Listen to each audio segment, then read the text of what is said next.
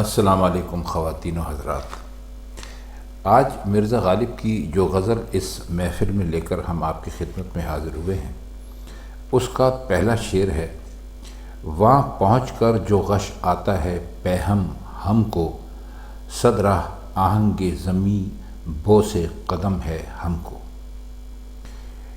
پیہم کا مطلب ہوتا ہے لگاتار یا مسلسل، اور غش کہتے ہیں بے ہوشی میں چلے جانا، کسی چیز کو دیکھنا یا کسی بھی کیفیت کے اندر آ جانا اور اس سے انسان گر جاتا ہے اور اس کو اپنا ہوش نہیں رہتا، تو اس کو غش کہتے ہیں۔ اور صد راہ کا مطلب ہے 100 طرح یا 100 بار۔ یہاں آہنگ کہا گیا ہے ارادے کو، ویسے تو آہنگ کا مطلب ہوتا ہے لوہا، لیکن یہاں جو غالب نے استعمال کیا ہے یہ لفظ آہنگ، اس کا مطلب ہے ارادہ۔ اور زمین بوس کا مطلب ہوتا ہے زمین کو چومنا، بوسا آپ جانتے ہیں چومنے کو کہتے ہیں، تو یہاں زمین بوس زمین چومنا کہتے ہیں۔ اب اکثر استعمال کرتے ہیں خبروں میں لوگ کہ فلاں عمارت زلزلے سے زمین بوس ہو گئی، تو لوگ یہ سمجھتے ہیں کہ شاید اس کا مطلب یہ ہے کہ زمین پر گر گئی۔ زمین چومنا، اس کا مطلب یہ ہے کہ جب آپ کسی کو چومتے ہیں تو آپ اس سے بہت ہی زیادہ قریب ہو جاتے ہیں، تو اس لیے انہوں نے زمین بوس یعنی زمین چومنے کا مطلب یہ ہے کہ زمین کے بہت زیادہ قریب ہو جانا، لیکن اس کے جو لغوی معنی ہیں وہ زمین چومنا ہی ہے۔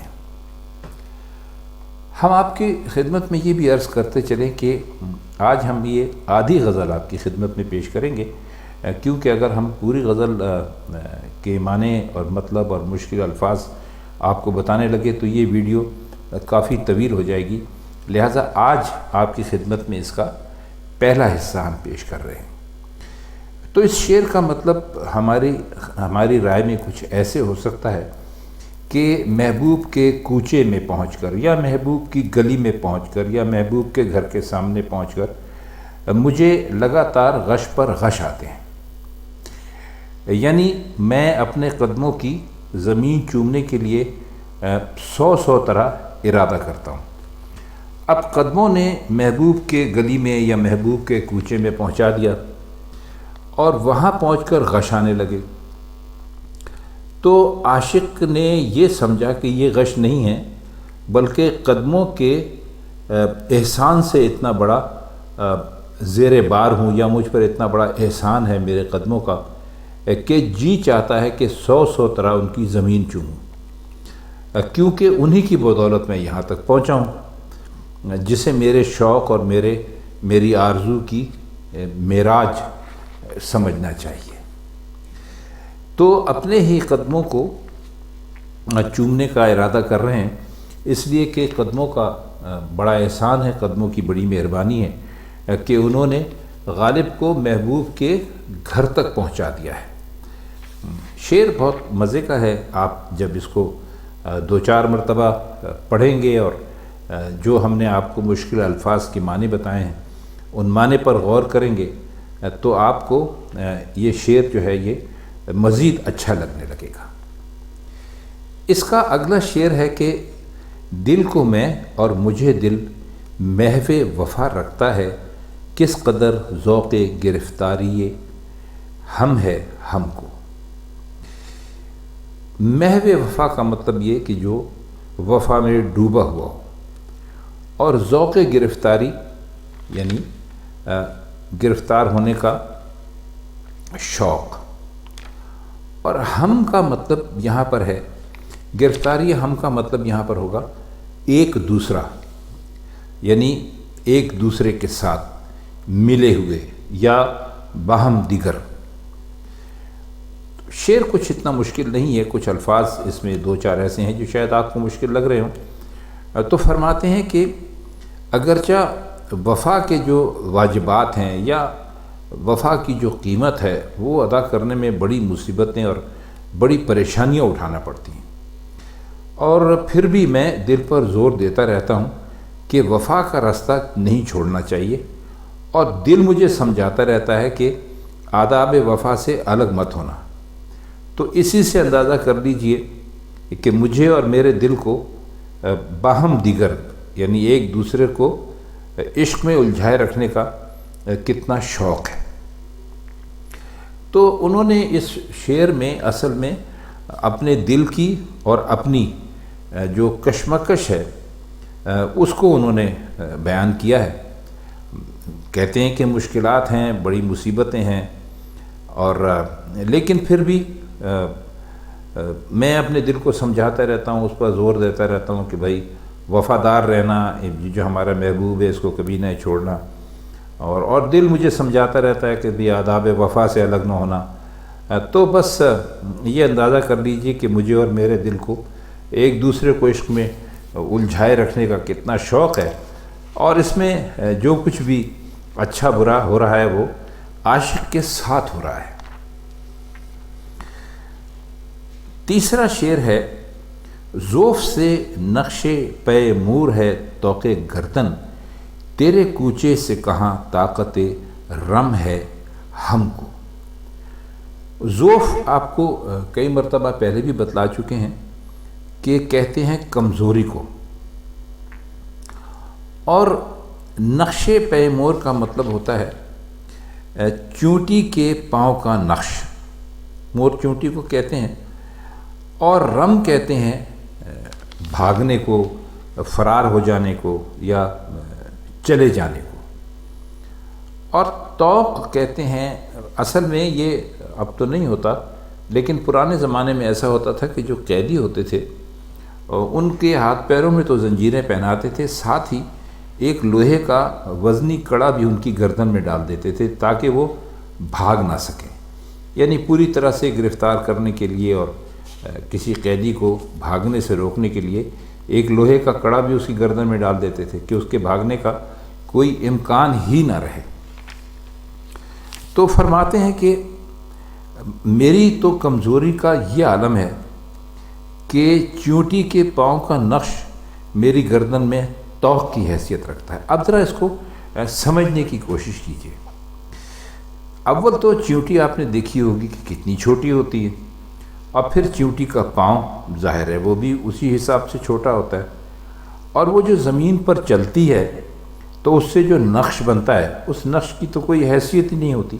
اگر آپ اس کو ویسے دیکھنا چاہیں تو شاید اس نقش کو دیکھ بھی نہ سکیں، لیکن غالب فرماتے ہیں کہ میں اس قدر کمزور ہو گیا ہوں کہ جو چونٹی کے پاؤں کا نقش ہے وہ میری گردن میں طوق کی حیثیت رکھتا ہے، یعنی وہ اتنا زیادہ کمزوری کی وجہ سے اتنی زیادہ ہلکی چیز کو اتنا زیادہ بھاری محسوس کر رہے ہیں۔ تو کہتے ہیں کہ اس کے بعد تو ادھر ادھر میرے لیے ہلنا بہت مشکل ہے۔ تو پھر فرماتے ہیں اپنے محبوب سے کہ یہ سوچ کہ اس حالت میں تیرے کوچے سے بھاگے چلے جانے کی کون سی صورت ہے۔ اس شعر میں ذوف کی شدت پر اس لیے زور دیا گیا ہے کہ اگر چلے جانے کی طاقت ہوتی تو بھائی یہ خیال ذہن میں آ سکتا تھا، جب طاقت ہی نہیں رہی تو یہ بحث کرنے کی ضرورت ہی نہیں۔ مل ملا کر مطلب یہ ہوتا ہے، اپنے محبوب سے یہ کہنا چاہ رہے ہیں کہ ہم تیرے کوچے سے کہیں جا ہی نہیں سکتے، اب ہم ہمیشہ کے لیے تیرے کوچے ہی کے ہو کر رہ گئے ہیں۔ اگلا شعر دیکھیے، جان کر کیجئے تغافل کہ کچھ امید بھی ہو، یہ نگاہ غلط انداز تو سم ہے ہم کو۔ نگاہ غلط انداز کا مطلب ہے وہ نظر جو غلطی سے بھولے سے کسی کے اوپر پڑ جائے، یا بلا ارادہ آپ کسی کو دیکھ لیں تو نگاہ غلط انداز کہتے ہیں۔ اور سم کا مطلب ہوتا ہے زہر۔ سم شاید ہم پہلے بھی آپ کو بتلا چکے ہیں کہ سم زہر کو کہتے ہیں۔ تو اس میں اور کوئی خاص ایسا مشکل لفظ ہے نہیں کہ جس کے ہم معنی کریں۔ تغافل کا مطلب ہوتا ہے لاپرواہی، بے پرواہی، تو محبوب سے ہی مخاطب ہیں اس شعر میں بھی۔ تو فرماتے ہیں کہ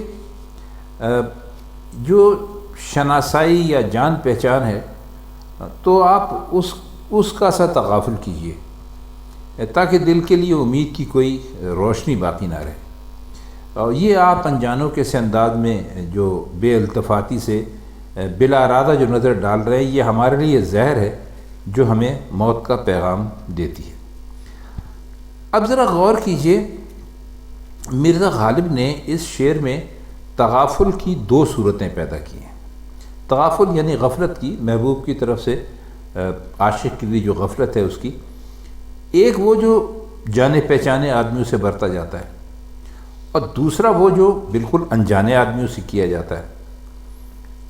تو مرزا محبوب کے تغافل پر بھی راضی ہیں، لیکن ایسا تغافل جو جانے پہچانے آدمیوں سے رکھا جاتا ہے، کیونکہ اس میں عاشق کے لیے یہ امید باقی رہتی ہے کہ کسی وقت تغافل ختم ہو جائے گا اور محبوب جو ہے وہ مہربان ہو جائے گا ہمارے اوپر۔ لیکن جو تغافل انجانے آدمیوں سے کیا جاتا ہے اس میں امید کی کوئی صورت ہو ہی نہیں سکتی، تو وہ ہر انجان آدمی کے لیے برتا جاتا ہے، تو وہ تو عاشق کے لیے یعنی ایک طرح کے زہر کا اثر رکھتا ہے۔ تو اسی لیے فرمایا کہ بھائی جان کر کیجئے تغافل کہ کچھ امید بھی ہو۔ آئیے اس کا اگلا شعر دیکھتے ہیں۔